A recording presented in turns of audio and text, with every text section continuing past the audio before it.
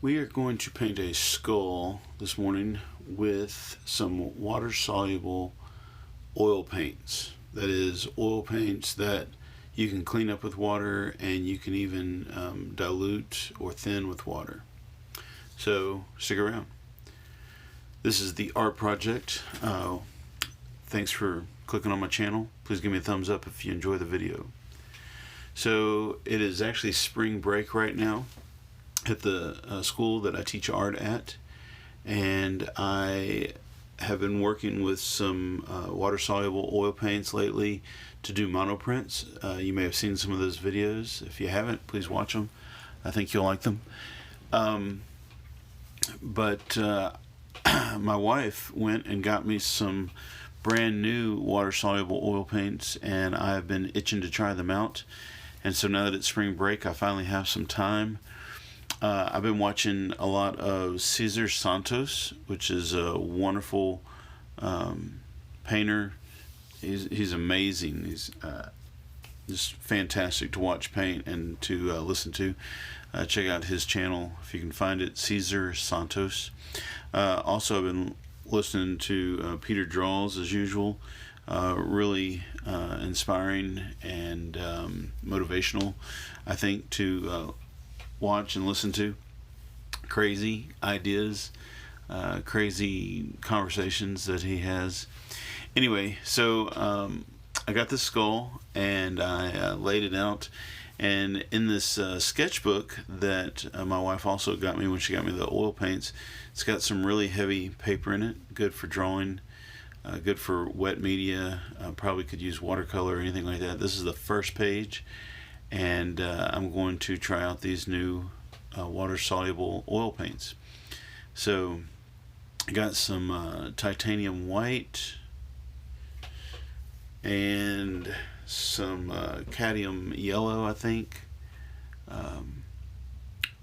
some red, let's see, cadmium red, cadmium yellow,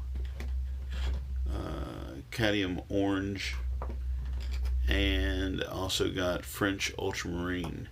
Now, I asked my wife to pick these particular colors out. You might have an idea for some other colors that I should use, but primary on my list was burnt umber and French ultramarine and titanium white, because I knew that those, or I've been told that those make good skin tone colors. So I'm going to try and get around to trying that out later on. I got some fresh brushes to use.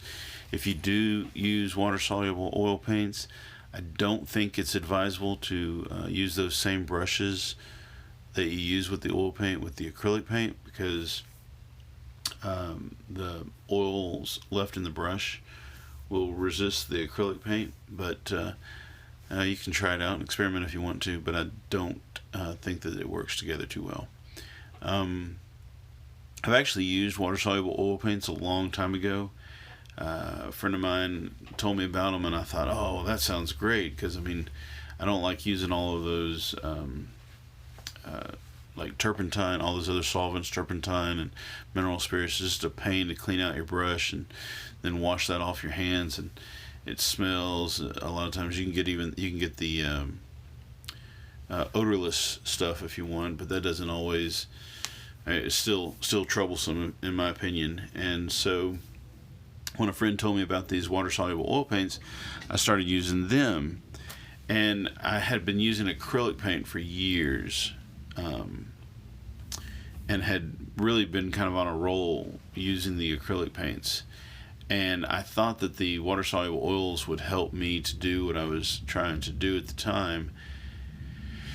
And really what it did was get me to work in a completely different way. I was thinking that it would just kind of add to what I was doing, and I could blend better in the subject matter that I was doing at the time, the stuff that I had been cranking out. But it kind of threw me off, because, well, I could do other things, and I started experimenting and playing with it and just trying to I don't know, see what the oil paint would do.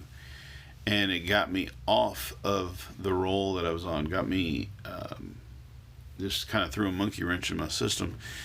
And I was unable to keep painting sort of the way that I was, which kind of brought me to a halt altogether.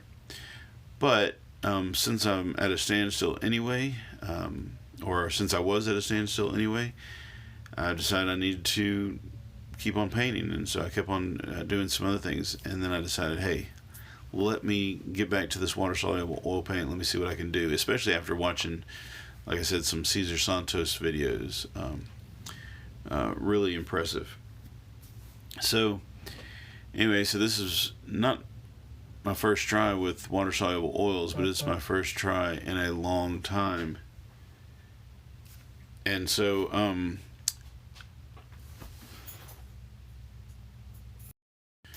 alright, sorry, I got disrupted for a moment there. Forgot what I was saying. Cesar Santos, really good, really inspiring. Got back to painting with water-soluble oils. Anyway, so I'm giving it a try.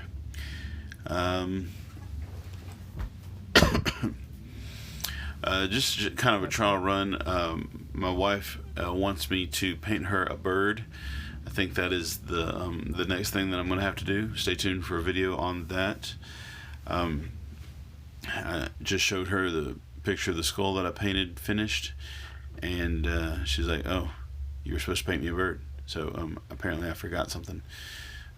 She got me these water-soluble oil paints with the stipulation that I paint her a pretty bird, so I guess I'll do that next. Anyway, that's that. I have told y'all probably before that I'm colorblind, and so my choices of colors are, probably wrong. Let me know down in the comments if you think that they are. I didn't want to use any black in this painting, so I'm using the French ultramarine blue for shadows, sometimes mixed with some red to make them a little deeper, a little darker. I'm sure that kind of comes across as a purple, but purple is, some people would probably not believe that I've ever said this. That didn't come out right. Some people would not believe that I'm saying this, but I want something prettier than black, and so I chose not to use any colors. If you know me, you know that black is my kind of my go-to color. Anyway, so I used a fairly fat brush to do this shadow line across the forehead where the top of the cranium, top of the skull attaches to the bottom of the skull. But in order to make it a smaller line, I'm going to come back with some of the lighter color and just push it down, push the black, push the dark color back. The dark color is actually the French ultramarine blue and the cadmium red mixed together. But anyway, I'm going to use the lighter color to push it back where I want it to go. With the oil paint, kind of what you have to do is put in layers. You might mix you might want it to go darker, so you put a bunch of dark on there, and then you just kind of blend it in, as I'm doing right here. And you'll see later on I'm going to come back and add some more to it to make it even darker later on in the video.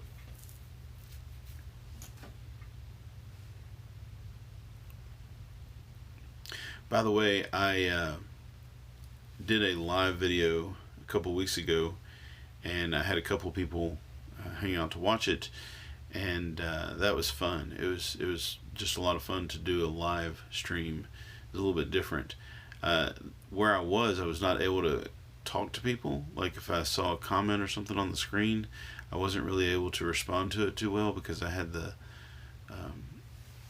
camera, which is my phone, pointing down at the paper, and I just couldn't see everything. And I was busy talking to the people that were at the festival where I did this live show.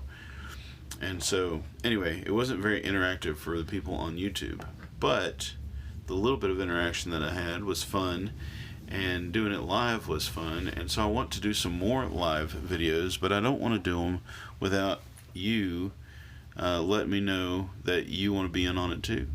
So if you are interested in doing like watching me live on YouTube, let me know in the comments down below. I'm not real sure when I'm going to be able to do it.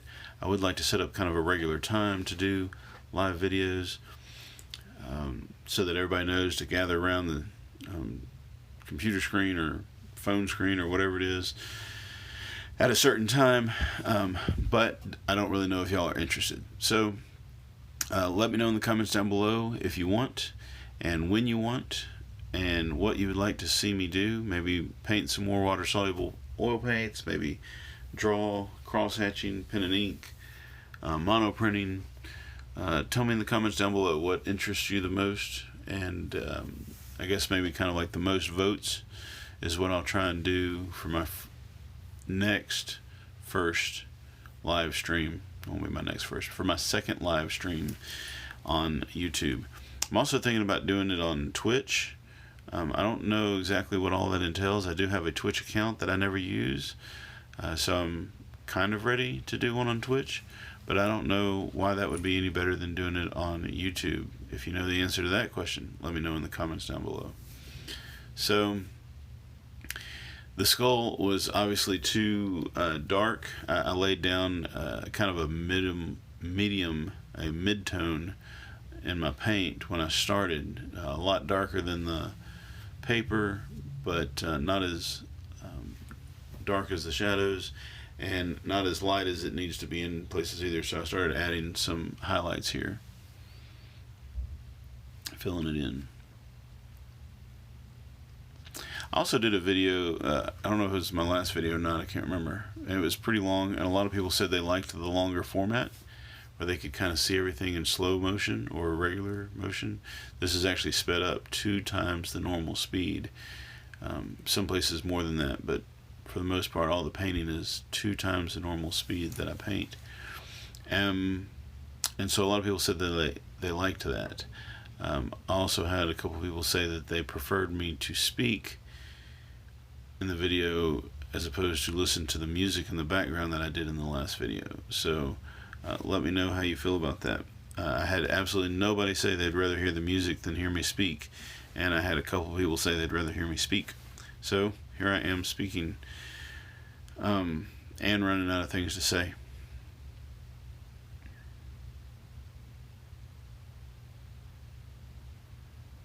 Sometimes I feel like when I run out of stuff to say, there's like this big awkward silence.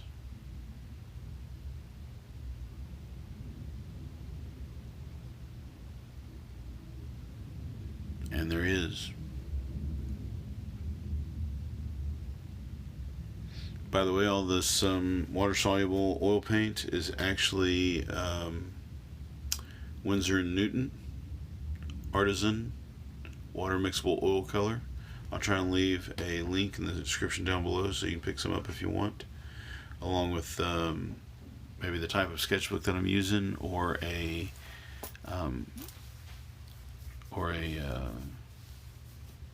good sketchbook to use if you want to try this out.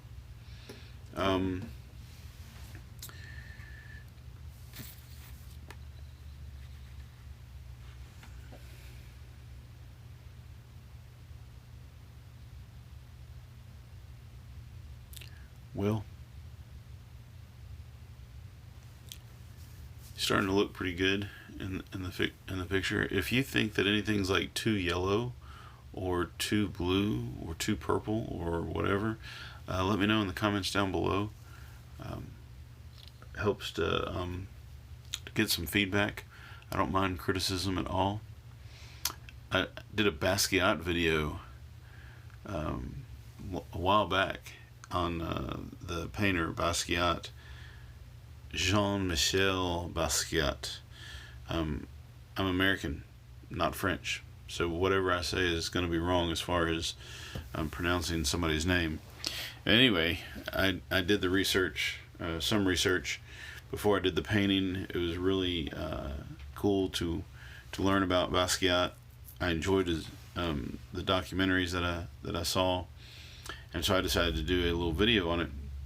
Well, a couple of nights ago, I got a comment, or I think it was last night actually, got a comment that said that if I didn't know how to pronounce, basically if I didn't know how to say his name, that I didn't need to do a video on him or something like that.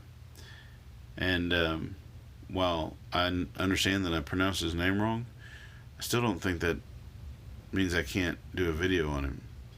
My comment in return was, just because I don't know the name of a flower doesn't mean I can't be critical of its beauty. Just because I don't know the name of a flower doesn't mean I can't say it's beautiful. And just because I don't know how to say Basquiat's name doesn't mean I can't develop an appreciation for his artwork and speak about it. So anyway, you got to check that video out. Just search for Basquiat on my channel. I'm doing a lot of plugging for my other videos. I guess that's what us YouTubers do. Here we go. I'm putting the shadow for this skull. I'm using red because I don't want to make it gray. I'm using a little bit of red and a little bit of blue. I did the table kind of a pinkish color, simply because I wanted it to contrast more with the skull and yet almost be the same value, I guess. I tried to make the table a little bit lighter the closer it is to me, and a little bit darker the further away that it gets. And even though there's not really typically a line behind like I don't have an edge of the table, it's a countertop and it kind of swoops up.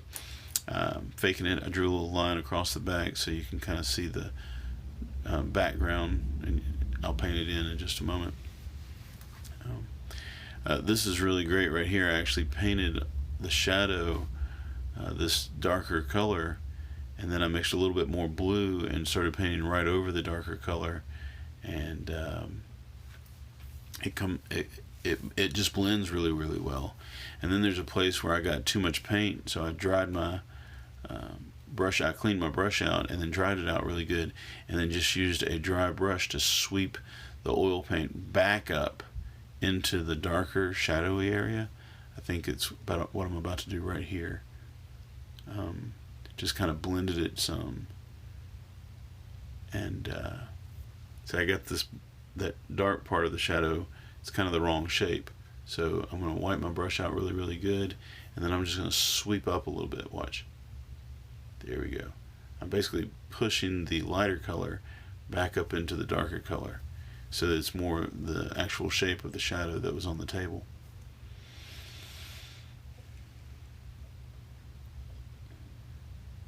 Also used a little bit of this really dark color to go right up underneath the teeth there, and it really kind of lifts the teeth and gives the sense that it's sitting on the table.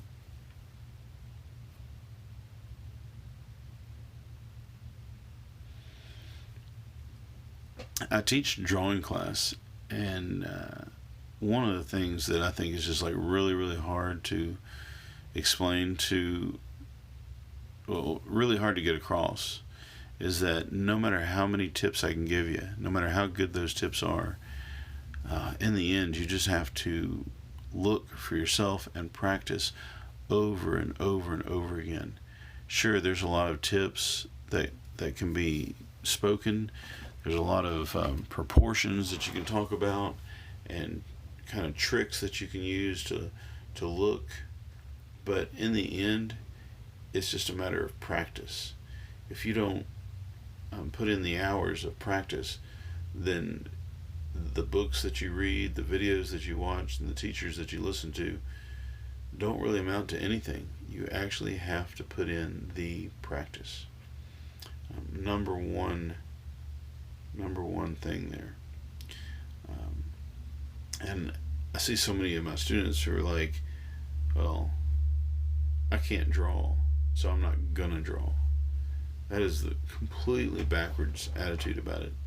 If you can't draw and you want to get better at drawing, then you actually have to draw. And if you're taking a class, if you're taking my drawing class, or any other teacher's drawing class for that matter, you're in this class to learn how to draw. And if it's in a public school, you're getting graded for it. You just need to do the assignment.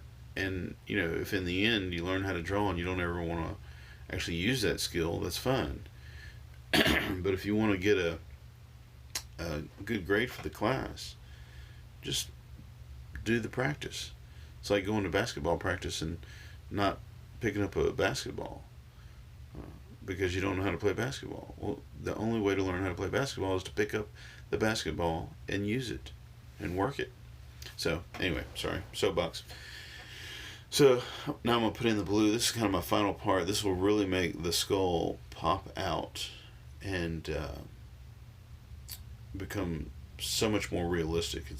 It's crazy almost how the background is more effective for making your skull or whatever you're drawing look real than all the work you put into the object itself sometimes. This blue, and I'm going to later on add some red to it to make it a little bit darker, but this blue just makes that skull pop right out of the paper.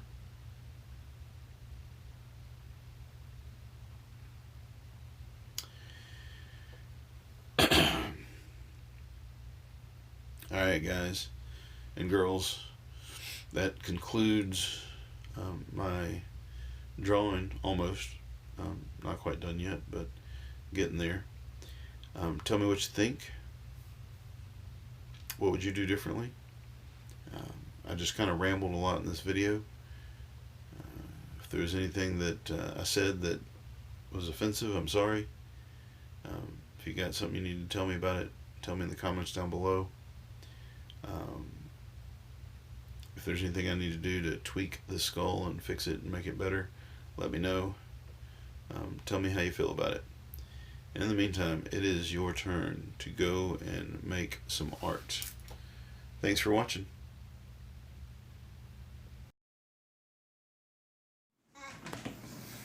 Give Daddy a thumb up and please subscribe and leave a comment down below.